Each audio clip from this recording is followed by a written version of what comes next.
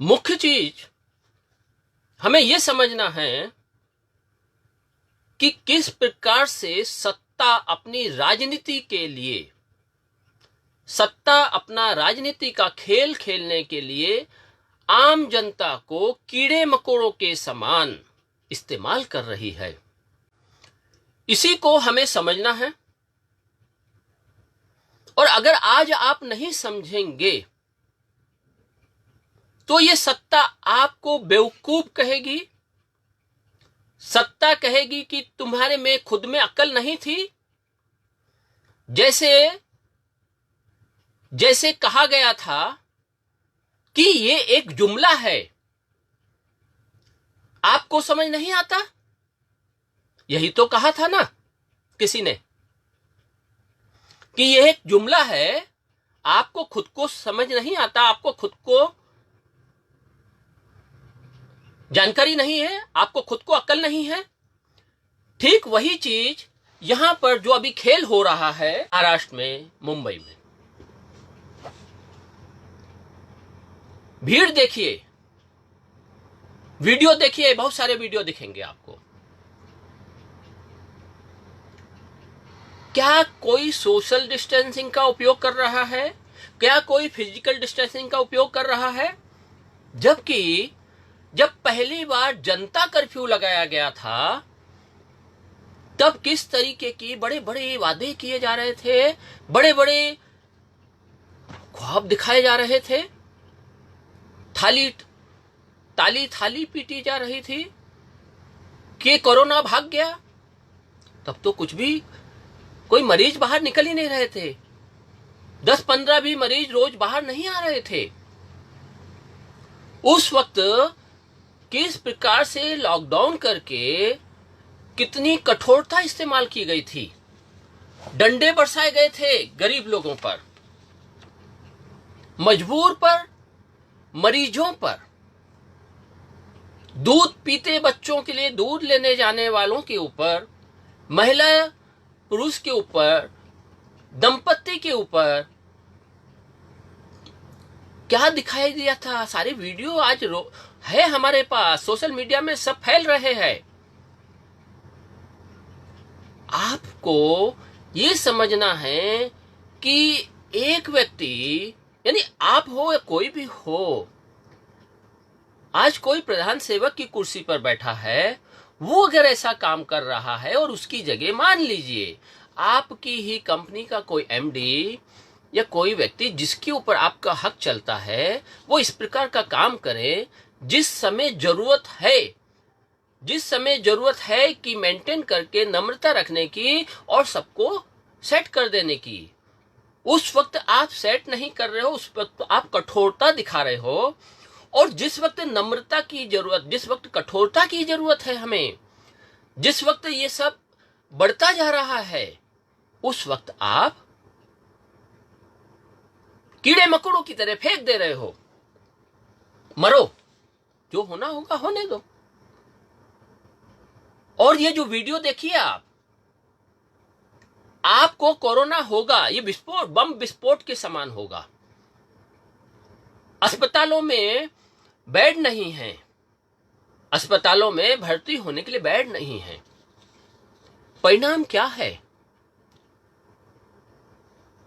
ये विस्फोट अगर हुआ, उस स्थिति में क्या संभाल सकेंगे हम?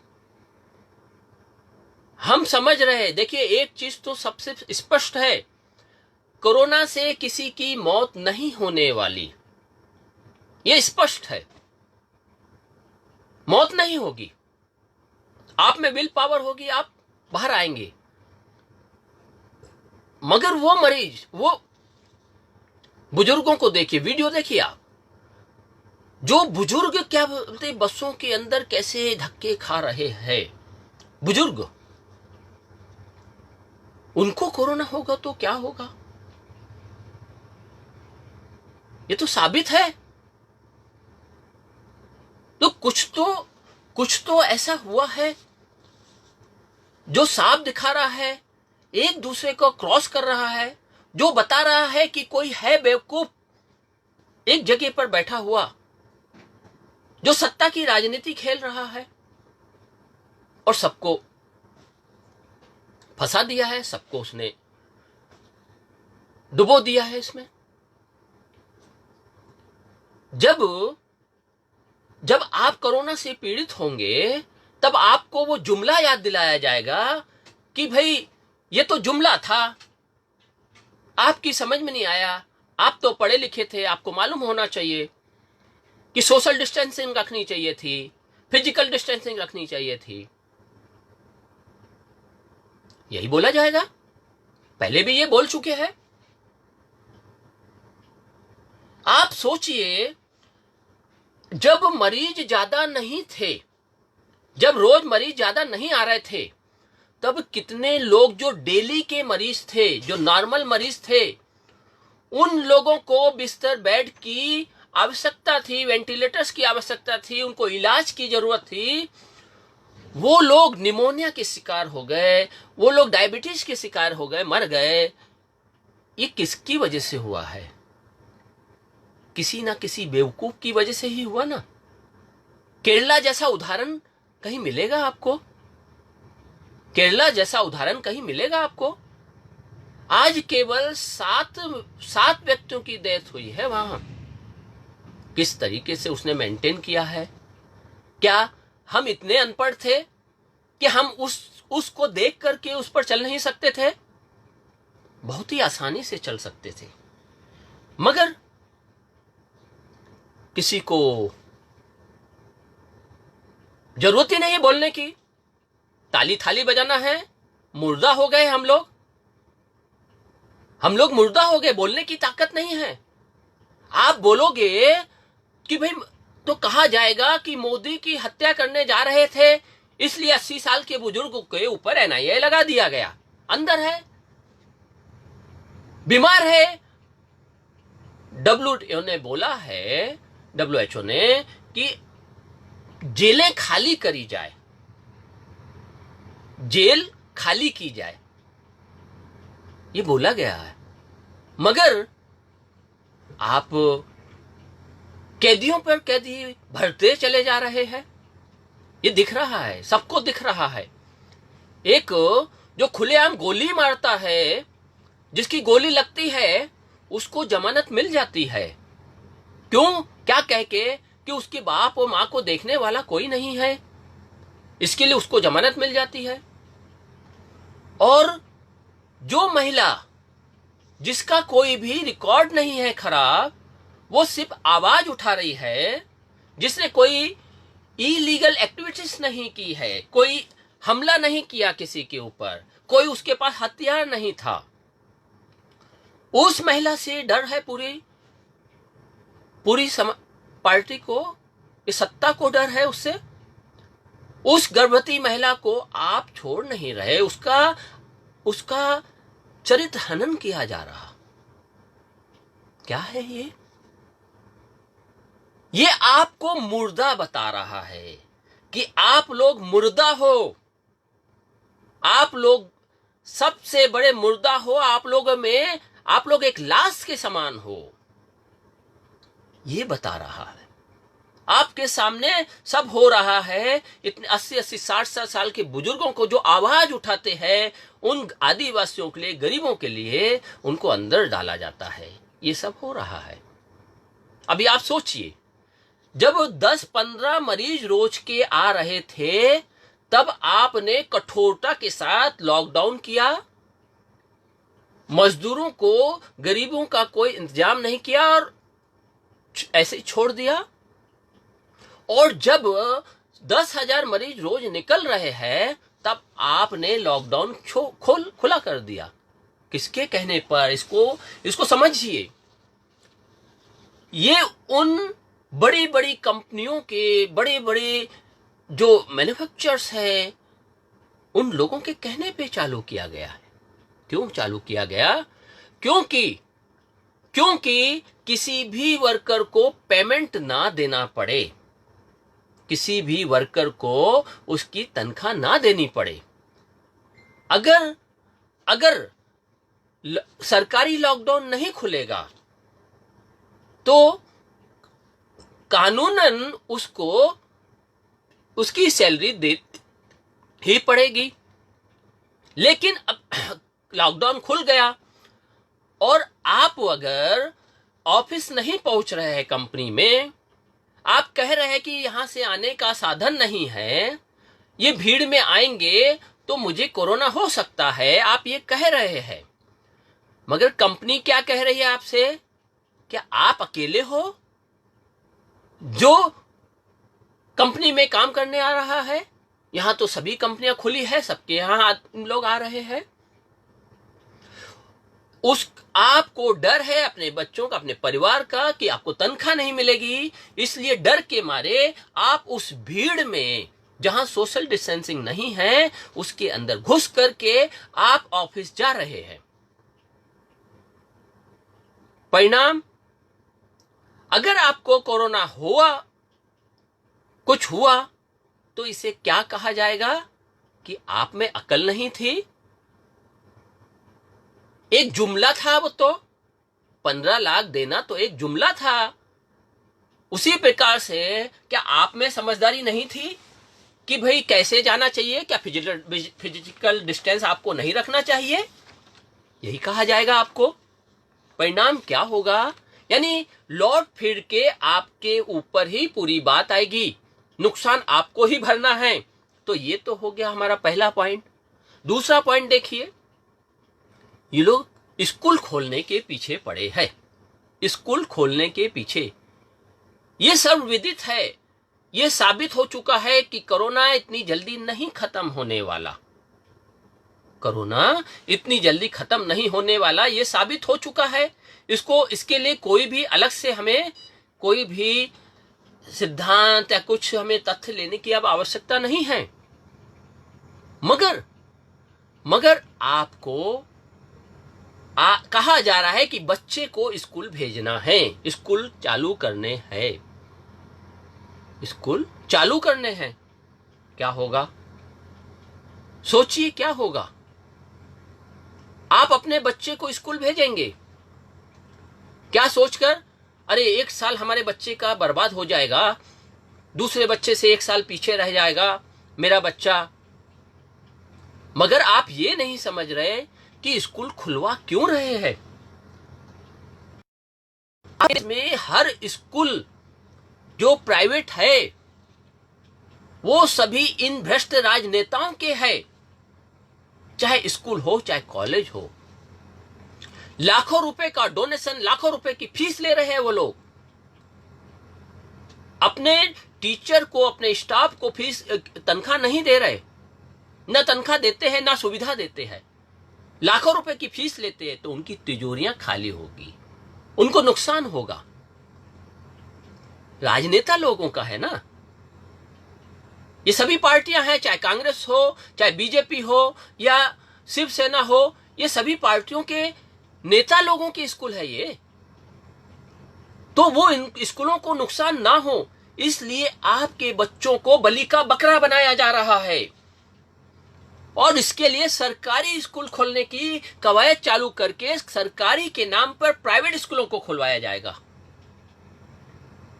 ये है, आप पढ़े लिखे हैं मगर आप मुर्दा है, क्योंकि आप समझ नहीं रहे। समझ रहे हैं लेकिन करना वही है कि भाई ऊपर से हुक्म आया है उसे हमें मानना है।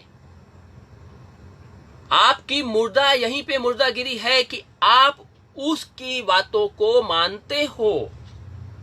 किसकी? सत्ता की बातों को, चाहे वो जायज हो चाहे नाजायज हो, आप मानते हो, इसलिए आप मुर्दा हो। अपनी मुर्दा को खत्म करना है आपको, तभी जाकर के आप लड़ाई लड़ सकते हैं, अपने बच्चों को जिंदा रख सकते हैं। आपको क्या कहा जा रहा है कि कोरोना से किसी की डेथ नहीं होने वाली। जी हां, बिल्कुल नहीं होने वाली। मगर वो बुजुर्ग लोगों का क्या होगा? ये तो सबने साबित हो गया ना कि बुजुर्ग लोगों की तो डेथ हो जाएगी। उसी प्रकार से बच्चों के ऊपर भी जल्दी से ये असर करेगा। और ये सर्वविदित है, ये साबित है कि किसी भी बीमारी का अगर इलाज किया जाता है तो वो इलाज साइड का इफेक्ट भी देता है, शरीर के दूसरे हिस्से को भी वो कमजोर करता है या उसको नुकसान पहुंचाता है। और यहां पर अगर आपके बच्चे के मानसिकता को नुकसान पहुंचाया, आपके बच्चे को किसी शरीर के किसी ऐसे अंग को नुकसान पहुंचाया जिससे वो अपंग हो जाए, मानसिक रूप उसकी खत्म हो जाए या कम हो जाए, उसकी याददाश्त कम हो जाए, तो क्या होगा आप सोचिए। क्या क्या आप अपने बच्चों को खत्म करना चाहते हैं? सीधा सा गणित है, उस गणित को समझना है आपको। अगर आज आपने विरोध नहीं किया, आपने ये सोचकर कि अरे मेरा बच्चा क्या चलते 1 साल पीछे रह जाएगा, तो परिणाम वो बच्चा हो सकता है 60 साल पीछे रह जाए, हो सकता है वो विकलांग हो जाए, और वो 1 साल के बाद जब वो ठीक होगा उस टाइम वो विकलांगता के साथ रह रहा होगा, अपनी पूरी जिंदगी उसने विकलांगता के साथ बिताना पड़ रहा होगा उसको। ये तो साफ है ना, ये तो साबित है। क्या 1 साल आप अपने बच्चे को छोड़ नहीं सकते? 1 साल की उसका एजुकेशन रोक नहीं सकते? कौन मरेगा? मरने वाले ये राजनेता होंगे, इनके स्कूल इन्हीं लोगों के हैं, आपके हमारे मध्यम वर्ग के नहीं हैं, गरीब लोगों के स्कूल नहीं है ये इन भ्रष्ट नेताओं के स्कूल है, उनके कॉलेज है। क्या आपने कभी कॉलेज खोला है? क्या आपने कभी स्कूल खोला है? क्या कभी आपने शक्कर कारखाने या इस प्रकार का सामूहिक सहकारी संस्था बना करके कोई बैंक खोले हैं? नहीं, ये जितने भी है ये सिर्फ राजनेताओं के है, आपके नहीं है। और इसका फायदा उठाने के लिए ये सब खेल सत्ता के द्वारा चल रहा है, इसे समझना है। अब आप देखिए, वे लोग जो अगर बाई चांस मान लीजिए जैसे अभी की हालत है, आपने देखा होगा कुछ मरीज आ रहे हैं, बेड खाली नहीं अस्पतालों में, आप अपने पिता को, किसी को भी, चाहे वो डायबिटीज का मरीज हो या कोई भी मरीज हो, उसको प्राइवेट अस्पताल में ले जा रहे हो। कई लोग हैं ऐसे। क्या हुआ? उनके पास जो क्रेडिट कार्ड थे, उनके पास जो पैसा था, बैंक बैलेंस था, सब साफ कर दिया गया। किसके द्वारा? प्राइवेट अस्पतालों के द्वारा। 13-13 लाख के बिल बने हैं, 5-5 लाख के बिल बने हैं। क्या दे सकते हैं हम? आपकी भावनाओं का दोहन हो जाता है। यहां पर आप कहते हो कि अरे मैं अपनी मां के लिए इलाज भी नहीं कर सका, मैं अपने पिता का इलाज तक नहीं कर सका, मैं अपने बच्चे के लिए खर्चा नहीं कर सका, उसको मर जाने दिया। इन भावनाओं में आप बह जाओगे और आप उस जगह इलाज कराओगे, प्राइवेट जगह इलाज कराओगे, जिसमें लाखों रुपया आपकी जेब से जाएगा, जो जा रहा है अभी इन दिनों में, जिसमें जब रोजाना 200, 300, 100, 200 ही मरीज निकल रहे थे, तब ये हालत थी कि आपके लिए, मरीजों के लिए, डायबिटीज के जो सिंपल मरीज है, निमोनिया के मरीज है, टाइफाइड के है, इन लोगों के लिए जगह नहीं मिल रही थी ना इन्हें जगह। और आपको उन लोगों को प्राइवेट अस्पताल में भर्ती करना पड़ रहा था। क्या हुआ उसका परिणाम? लाखों रुपए के फीस हुए, उसके बाद भी उनकी मौत हुई। यही स्थिति आगे आएगी कि नहीं आएगी? अभी आप पता कीजिए, कहीं भी अस्पताल में बेड खाली है? आपके घर में माँ बाप, कोई भी डायबिटीज का मरीज है, क्या उसके लिए बेड है? आप लगाइए फोन लगाते रहिए, कुछ भी नहीं होगा। कोई भी सत्ता में हो, चाहे शिवसेना हो, एनसीपी हो, कांग्रेस हो, बीजेपी हो, आप पार्टी हो, ये कोई भी आपके लिए नहीं जीने वाले। ये कोई भी, ये सिर्फ सत्ता के लिए जी रहे हैं, ये सिर्फ राजनीति कर रहे हैं अपनी कमाई के लिए, खुद के लिए। तो ये खेल होगा। ये जो 3 पॉइंट को आप समझ लीजिए, बच्चों का समझ लीजिए, आप भीड़ में जाएंगे बस में, समझ लीजिए, आपके घर में बाबा डायबिटीज के पेशेंट होंगे, समझ लीजिए कहां मिलेगा उनका। मतलब आप पूरी तरह भिखारी बन चुके होंगे। तो क्या ये हमें समझना है? तो ये है हमारी मुख्य परेशानियां जो आएगी। मुख्य चीज है, इसका हमें सॉल्यूशन चाहिए। क्या करना चाहिए? तो सबसे पहला काम तो आपको यह करना होगा कि सत्ता को दरकिनार कर देना है। आपको सत्ता का काम था ना कि आपसे टैक्स ले और आपकी सेवा करे, सारे साधन उपलब्ध करवाए आपके लिए, रोड, सड़क, अस्पताल, शिक्षा, ये सब सरकार की जरूरत थी ना, ये सारा काम करना था सरकार को। लेकिन आपसे टैक्स लेकर वो कुछ भी नहीं किया सरकार ने। तो अब हम क्यों सरकार की सुने? क्यों सुने हम? अगर सरकार का या सत्ता का कोई भी आपके पास आता है तो उसे आपको बैठाना है, आदर से बैठाना है, कहना यहां बैठिए और हमारे सवालों का जवाब दीजिए, हमें बताइए कि केरल का ऐसा हाल क्यों हुआ, हमें बताइए कि ताइवान में क्यों नहीं मरीजों की मौत हुई, हमें बताइए कि क्यों लॉकडाउन इस तरीके से उस टाइम ये पुलिस वालों ने इस ढंग का खेल खेला, लोगों को डंडों से मारा, दंपतियों को मारा, कितने लोगों की डेथ हुई, क्यों मजदूर लोगों को पैदल जाना पड़ा, ये सब पूछिए उससे। होगा किसी भी पार्टी का, चाहे कांग्रेस को, एनसीपी को, किसी का भी हो, आप हमसे पूछिए कि हमें बताइए कि आपकी पार्टी इस वक्त क्या कर रही थी, आपकी पार्टी के पास प्लान कौन सा है इसका, पूछिए उनसे। आपको जब ये सारी चीजें आप पूछना शुरू करेंगे और उसका वीडियो बनाइए, जरूरत है ये आज आपकी। और क्या करना है? एक काम तो यह हमें करना होगा, दूसरा काम सरकार को दरकिनार रख के हमें खुद का नेटवर्क बनाना होगा। हर व्यक्ति को अपने क्षेत्र का नेटवर्क बनाना होगा। आपके घर में, आपके मोहल्ले में, आपकी बिल्डिंग में कई ऐसे मरीज होंगे, डायबिटीज के, निमोनिया के, ऐसे छोटे छोटे मरीज होंगे, उन सबका डाटा आपको कलेक्शन करना होगा। आपको एक परिवार बनाना होगा अपने आसपास, अपने मोहल्ले में, अपने सभी जगह जहां जहां आप रहते हैं, और इस नेटवर्क को आपस में ज्वाइन करना होगा। और इसके लिए हमने लेटर दिए थे, हमने अपने संगठन की तरफ से लेटर भेजे थे यहाँ के एनसीपी को, यहाँ जो सरकार में बैठे हैं डॉक्टरों को, कमिश्नरों को, कलेक्टर को, हमने लेटर भेजे कि जनता का सहयोग लीजिए इस कोरोना से लड़ने के लिए। तो उन्हें नहीं लड़ना, क्यों? क्योंकि वो अपनी सत्ता की राजनीति कर रहे हैं, मगर आपको हमें तो लड़ना है ना। हमें तो वही बोल दिया जाएगा कल के दिन की जुमला था, तो उस जुमले से बचने के लिए हमें आज जागना होगा। हम मुर्दा है, हम सत्ता से नहीं लड़ सकते, हमें उनसे नहीं लड़ना, मगर हमें अपने बच्चों के लिए लड़ना है। हमें वो जुमला सुनने के लिए नहीं रहना कि भाई आपने सोशल डिस्टेंसिंग क्यों नहीं पालन किया। बस में वीडियो देख लीजिए आप, सोशल डिस्टेंसिंग है, बेचारे गरीब अपने बुजुर्ग लोग जा रहे हैं, उसके अंदर कैसे बस के अंदर चढ़ रहे हैं, उनके बीच में सोशल डिस्टेंसिंग है, फिजिकल डिस्टेंसिंग है? नहीं है। तो इस चीज को वो जुमला बोलेंगे कल के दिन। अगर आप कोरोना के पेशेंट हो गए और आप उनके पास जाकर के उनसे बोलेंगे कि आपने ऐसा करा, इसकी वजह से हम हुए, तो कहा जाएगा कि ये तो जुमला था, आपको समझना चाहिए था, आप में अकल नहीं थी क्या? हो गए आप कोरोना पेशेंट, आपका परिवार, आपका घर, आपका मोहल्ला सब कोरोना पेशेंट हो गया, कितना बड़ा विस्फोट होगा।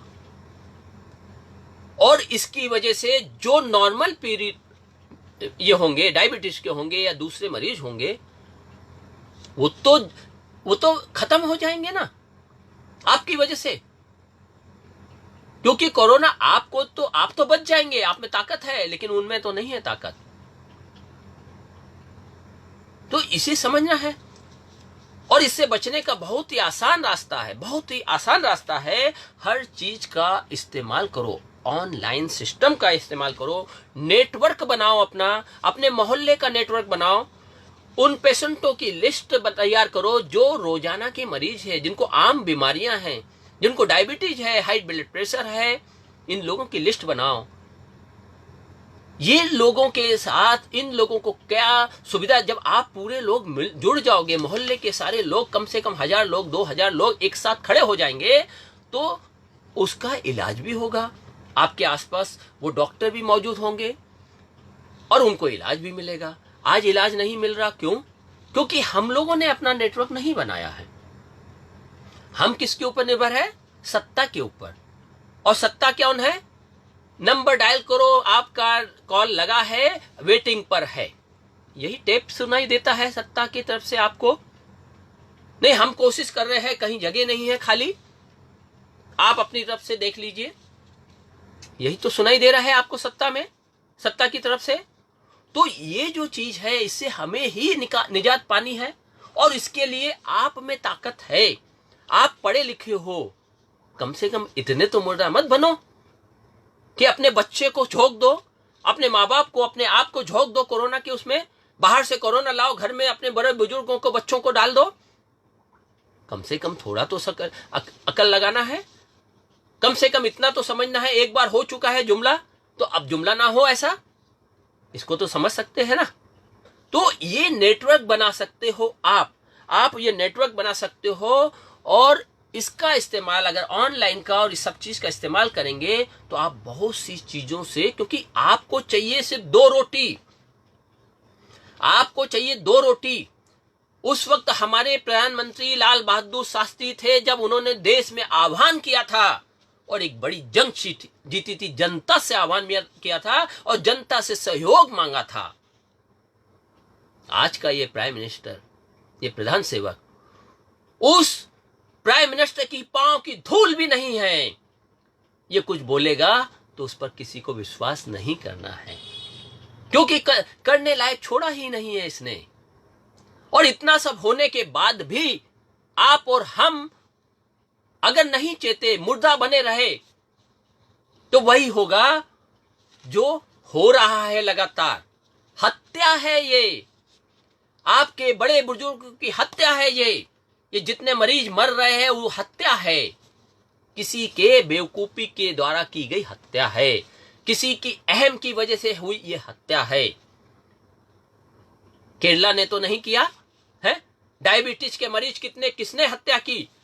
वो मरने वाले थे नहीं, उन लोगों को प्राइवेट अस्पताल में ले जाना पड़ा। क्यों? क्योंकि सरकारी अस्पताल भरे हुए थे, और उस वक्त कुछ हजार मरीज भी रोज के नहीं निकल रहे थे, तब आपके सरकारी अस्पताल भरे हुए थे। आज 10,000 मरीज रोज के निकल रहे हैं, तो क्या स्थिति हो रही है, क्या स्थिति होगी? तो हमें समझना है, और इसके लिए 2 रोटी के साथ चलना है आपको। और आपको यह समझना है, अगर मेरे पास 2 रोटी है या 4 रोटी है तो बांट कर खाई जाए। जिसके पास नहीं है उनको भी चिन्हित करो, जिनके पास है उनको भी चिन्हित करो। मिल बांट करके आज इस लड़ाई से आप लड़ सकते हो। पूरा मोहल्ला एक होकर के इस लड़ाई को लड़ सकता है। पूरा मोहल्ला आपसी नेटवर्क के द्वारा इस लड़ाई को लड़ सकता है। और उसके लिए सबसे पहले जरूरत है इन सत्ता के दलालों को। सत्ता के दलाल कौन है? आप सोचिए, सत्ता के दलाल जो सत्ता में बैठे हैं, जो सत्ता किसकी बदौलत चल रही है, ये सत्ता में क्यों हो रहा है? क्योंकि ये जो बड़ी बड़ी कंपनियां हैं, चाहे वॉलमार्ट हो, आपका जियो, रिलायंस, या इस टाइप के जितने भी मॉल वगैरह है, ये सब या कंपनियां हैं बड़ी बड़ी, ये सब दलाल है। इनकी वजह से ये लॉकडाउन खुला है ना।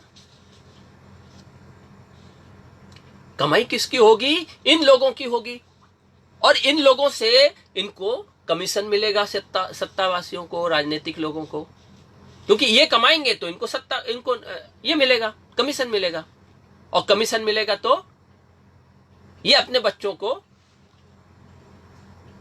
अय्यासी कराएंगे। जैसे मनु शर्मा का देखा ना, किस तरह आप वालों ने मनु शर्मा को छोड़ दिया। नहीं, ये अच्छा चाल चलन है, वो सब भूल गए जब उसने अपने बाप का रोब से एक बेचारी वेट्रेस को, जो बोल रही है कि नहीं मैं रात में नहीं सर्व करूंगी, मैं जा रही हूं, उसको गोली मार देता है। सोचिए आप, ये उन लोगों के दलाल है। इनको दलाली मिलेगी ना इन लोगों से, बड़ी बड़ी कंपनियों से। तो हमें सबसे पहले बड़ी कंपनियों को बंद कराना है। अब बंद कैसे होगी? इनका कोई सा भी माल नहीं खरीदना है। ये लोग क्या बेचने जा रहे हैं, आपको समझना है इस चीज को। ये बेच रहे हैं आपका वो सामान जो एक नॉर्मल कुशल व्यक्ति भी बेच सकता है। गेहूं, चावल, सब्जी, ये इसमें कौन सी टेक्नोलॉजी की जरूरत पड़ रही है आपको?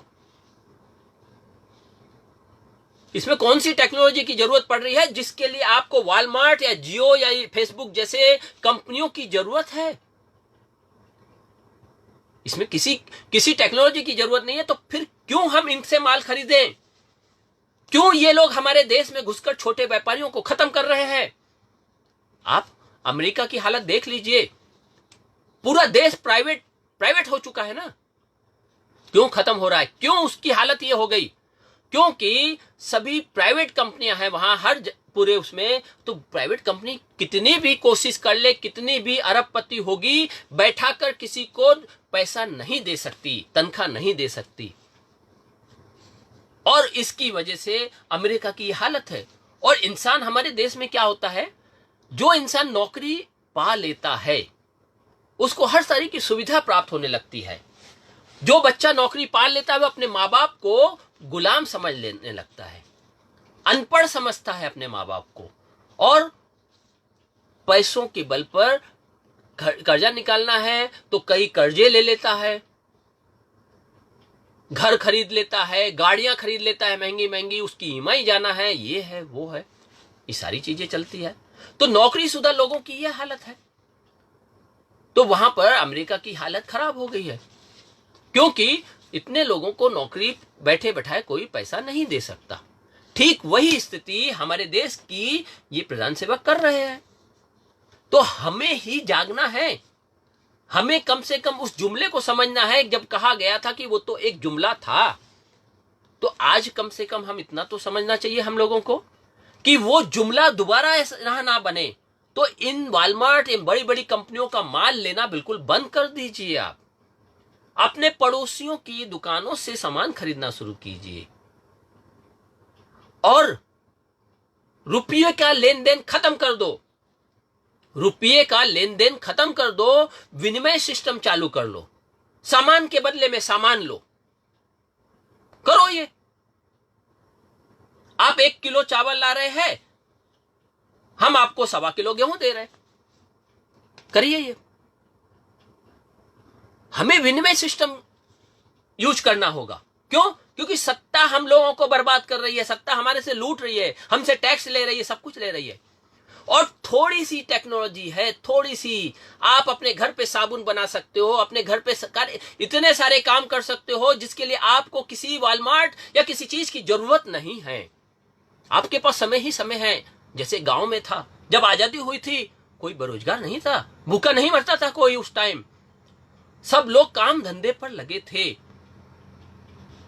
आप आज वही काम कर सकते हैं। आप इस सत्ता को घुटनों पर खड़ा कर सकते हैं। इतनी ताकत है आप में। जरूरत है आपको एकजुट होने की, आपको अपना नेटवर्क बनाने की। आप वो कर सकते हैं। आपको पैसों की जरूरत नहीं, आपको सिर्फ 2 रोटी की जरूरत है। और 2 रोटी का आपने 1 साल भी चला लिया 2 रोटी के बल पर, तो ये सारी कंपनियां अपने आप घुटनों पर आ जाएगी। ये सत्ता, ये सरकार जो लूट रही है, जो दलाली के धंधे कर रही है, बड़ी बड़ी कंपनियों से दलाली ले लेकर के अपने खर्चे चला रही है, अपने अय्यासी कर रही है, वो सब घुटनों पर आ जाएंगे। सिर्फ आपके ऊपर है, जब आप मुर्दा से जाग जाएंगे। और ये कर सकते हैं आप बहुत आसानी के साथ, सामूहिक रूप से मिलजुल कर। ऐसे वक्त पर एक दूसरे की बुराई भूल जाइए,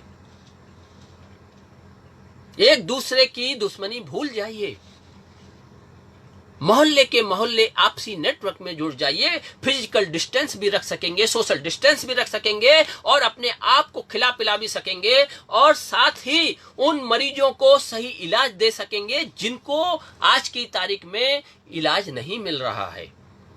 और ये आप कर सकते हैं अगर आप जाग गए तो। आप अगर मुर्दा नहीं रहे तब आप कर सकोगे। आसान सा सिस्टम है, नेटवर्क बनाना है, चिन्हित करना है। ये सब हमने सिस्टम दिया था, मैं नेटवर्क में डालता हूं। जो लेटर हमने भेजे थे उसे समझिए, कमेंट्स बॉक्स में हम डालते हैं, उसे पढ़िए आप, आपको समझ में आएगा। ये बहुत जरूरी है हमारे लिए। हम बहुत आसानी से सत्ता को भी ठीक कर सकते हैं और इस कोरोना से निपट सकते हैं। इसको हरा सकते हैं। 1 साल के लिए बच्चे को हम स्कूल नहीं भेजेंगे, ये अगर हमने प्रण कर लिया तो बच्चों को हम बचा सकते हैं। इस बड़ी बड़ी कंपनियों को घुटनों पर ला सकते हैं, चाहे वो वॉलमार्ट हो, जियो हो, फेसबुक हो, या इस टाइप की जितनी भी बड़ी बड़ी कंपनियां हो। ये लोग क्या धंधा कर रहे हैं? आपके भाइयों का धंधा लूट रहे हैं। और किसकी वजह से? क्योंकि आप और हम मुर्दा है, इसकी वजह से। तो इसे समझना होगा। जो टैक्स हम लोग दे रहे हैं, विनिमय सिस्टम को अगर हमने सही ढंग से लागू किया, छोटे छोटे धंधे हम लोगों ने चालू किए, और उन धंधों का पैसों में विनिमय ना करके सामान में विनिमय करना शुरू कर देंगे, तो समझ लीजिए आप इनको ठीक कर सकते। क्योंकि सरकार आपके कहने पर नहीं चल रही है। ये सरकार क्या कह रही है? हमें तो जनमत मिला है। ये सत्ता क्या कह रही है? हमें तो जनमत मिला है, हम तो हिंदू मुस्लिम करेंगे। हम तो उस बुजुर्ग को, क्योंकि वो मोदी की हत्या करने जा रहा था 80 साल का, इसके लिए हम उसे अंदर करेंगे। ये सब चीजें हो रही। और अगर आप फिर भी नहीं समझ रहे, आप फिर भी मुर्दा है, तो क्या कर सकते हैं हम? कोई कुछ नहीं कर सकता। आप अपने बच्चों की हत्या करेंगे। उन्होंने की हत्या, ये मानते हैं हम। किन्होंने?